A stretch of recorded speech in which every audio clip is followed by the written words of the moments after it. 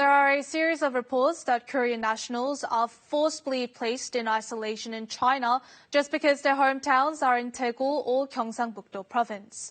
The government is also being urged to take proactive measures to address anti-Korean sentiment growing in China.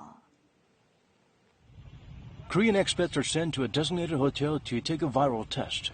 All 244 of them tested negative for COVID-19. Most were released with an order to self-quarantine, but 24 people are detained at the hotel. 코로나 반응 검사는 할 수 있다라는 통지를 받았고요. 저희는 반응 검사에서 음성이 나오면 집으로 가서 자가격리한다라는 것까지 듣고 왔습니다. The Shenzhen city government is keeping them in isolation just because their hometowns are Daegu or Gyeongsangbuk-do Province, or they have previously visited the region. Near Hangzhou in Zhejiang Province, dozens of Korean nationals are being isolated at a designated facility for 3 days. 냉장고가 없어서 이렇게 싸왔던 반찬들을 상온에 보관하고 있고요. In other parts of China, Koreans are released and instructed to self-quarantine once they're tested negative. But here, they have to remain in isolation. Despite the inconvenience associated with self-quarantine instructions, Korean expats are willing to accept legitimate demands that are in accordance with China's infectious disease prevention law.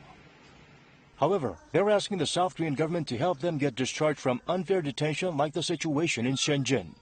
They're also calling on Seoul to take strong, proactive measures to address anti-Korean sentiment growing in China, with Beijing's government sitting on its hands. Recently, in the Chinese capital, a Korean expat who had tested negative for COVID-19 could not return home in the face of protests from Chinese neighbors. The dispute was settled with the Korean embassy's mediation.